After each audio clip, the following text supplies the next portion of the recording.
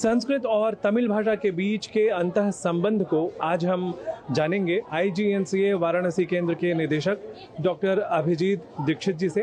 तो सबसे पहले आप हमें यह बताइए कि काशी तमिल संगमम जैसे समायोजनों के अतिरिक्त भी संस्कृत और तमिल इन दो भाषाओं के बीच के संबंध को जिस तरीके से महर्षि अगस्त्य ने निरूपित किया, प्रतिपादित किया, उसको आप उनके व्यक्तित्व और उनके कर्तृत्व से कैसे आप इसे निरूपित करेंगे?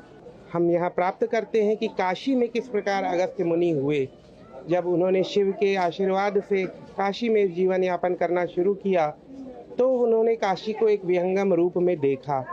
और काशी की प्रीति उनकी स्कंद पुराण में हमें मिलती है कि किस प्रकार काशी त्यागने का जो दुख है वह प्रकट करते हैं। जब शिव से उन्हें आज्ञा मिली कि आपको दक्षिण जाना होगा, मार्ग में अनेक पौराणिक कथाएं हैं जिनको हमने इस प्रदर्शनी के माध्यम से चित्रित करने का प्रयास किया है। और इसी क्रम में मैं आपसे ये जानना चाहूँगा कि ये केवल भारत तक ही इनकी जो पहुँच है वो नहीं है, बल्कि वैश्विक, जैसे हम संस्कृत को कहते हैं कि ये वैश्विक भाषा है, और ठीक इसी तरीके से तमिल को भी वैश्विक भाषा के रूप में प्राचीन काल में ही महर्षि अगस्त्य ने वो एक स्वरूप प्रदान कर दिया था। तो उसे किस रूप में आप देखेंगे कि कैसे उनका प्रचार प्रसार, महर्षि स्वयं अगस्त्य का प्रचार प्रसार सुदूर दक्षिण पूर्व एशिया तक संभव हुआ? जो विराट भारत की जो संकल्पना है, जिसे हम अखंड भारत के रूप में जानते हैं, वह अखंड भारत सिर्फ हिमालय से केरल तक नहीं था, वह पूरे जितने हमारे एशियन देश जो मिलते हैं हमें, इंडोनेशिया, जावा, इन सभी में हमें भारत की संस्कृति विलक्षण रूप में प्राप्त होती है।